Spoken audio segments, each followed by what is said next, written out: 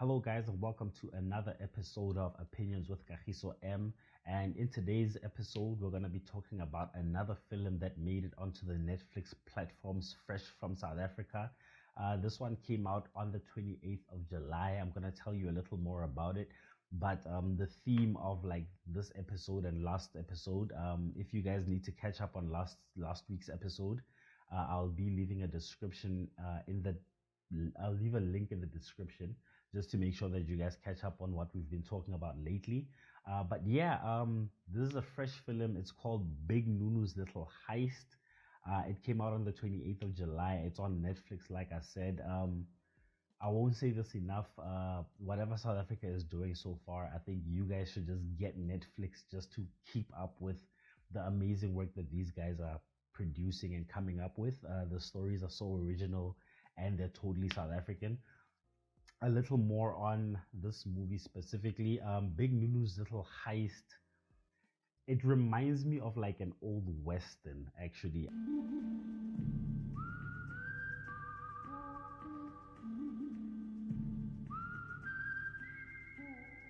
Where you've got a lone rider who comes into town and lends into some hot water, and luckily for him, he's got like amazing skills.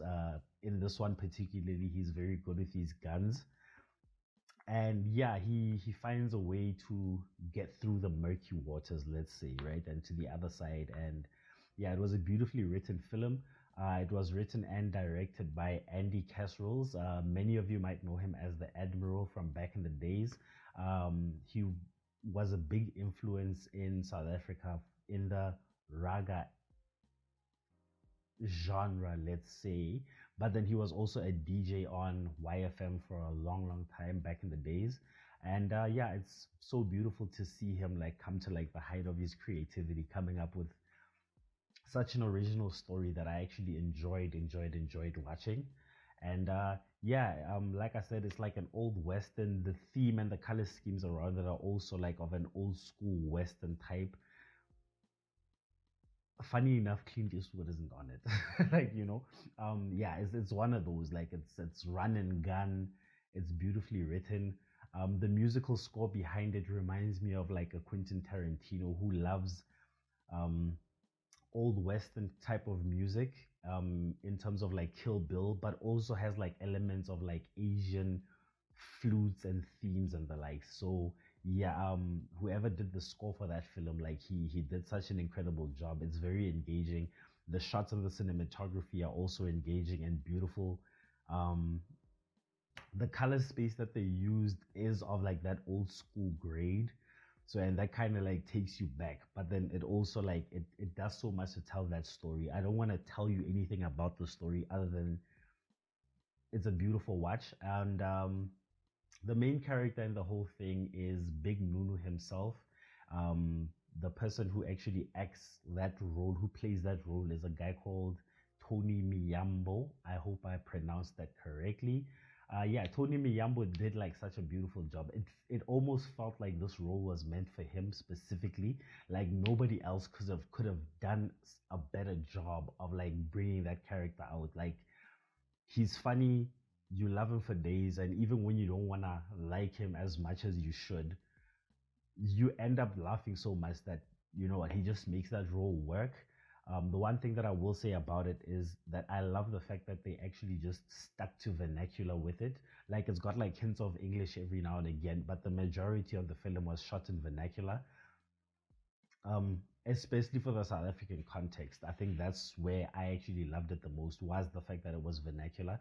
If you're trying to watch like the dubbed version, I doubt you're gonna understand some of like the full flavor of the film itself, and the full flavor of the dialogue and the double meanings behind some of the things that they say. If you're totally South African, you're definitely gonna understand it. I'm not one to like Kemfana Stswana. Actually, I'm Stswana slash Sutu slash a bit of Shangani. I don't know if that matters, but then I grew up primarily English, so in some places I had to like look down and like read the subtitles. But the for the majority of the film, if you are from South Africa and if you're black, actually, like sorry for the rest of y'all, but If you are black, you're totally gonna get it and you're totally gonna enjoy what it has to say. Um, this is opinions, so here's my opinion piece for the day regarding this film. Um, this film was introduced to me by my brother over the weekend, and before that, I hadn't heard of it at all, which was kind of shocking and annoying at the same time. I think the one thing that I hate was the fact that they, the marketing team that was behind this, could have done so much more to promote this film. Um, I'm gonna go back to number Josie Gold, right?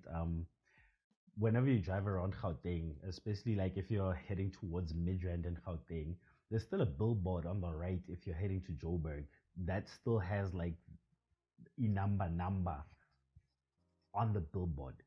Big bold colors in that goldish color that they use in like as a color scheme in the whole film. I don't know if it worked actually for the film itself, but that's beside the point. There's a whole bunch of billboards dedicated to advertising number, and pound for pound, big little big Nunu's Little Heist is actually a better film, and I feel like there was an injustice done by the marketing team, whether it's by Netflix or the people who were responsible for the film itself, to advertise this film for people to actually go out and watch it. Well, not to go out and watch it because it wasn't in the theaters, but the fact that people weren't recommended or at least told to go and watch it and subscribe to Netflix just to support the local craft. So I'm not quite sure if that was a flaw on the marketing team. Was it a flaw from Netflix? But a whole lot more could have been done, like to market this thing. Because honestly speaking, the way it was shot and the way that the story was told, I feel like it was enough, or it is enough for that film to compete with others that have made it internationally. And I'm not understanding why more of an effort was not put in to making sure that as many people, especially from South Africa, actually get to watch this film and enjoy it. But outside of that, big ups to the creativity. Like I said about Kagiso in the last one, he's actually an executive producer in this one. So big ups to the talent that's behind the revolution that's coming out of like South Africa right now. I hope that these guys keep it up. I hope that a whole lot more actually comes out moving forward. I can't wait. I'm actually thinking, you know what, I should just search the internet and make sure that I know every single thing that's going to be coming out in the next couple of months, in the next couple of years, because we're telling South African stories in such a beautiful and passionate way that we should just keep going. Like, the world is going to be listening, you know? And the fact that there's a strike in the US and pretty much internationally, it means that South Africa, I feel like, is open for business for Netflix, and we should just take advantage of that while the going is good and everything is like on our side, you know, like the waves right now are like coming and crashing on our shores, and we should be taking advantage of that and telling more stories as best as we can. And the last two films, Rosa, Big Nunu's Little Heist, those guys are like on the damn right trajectory, and we should keep supporting that.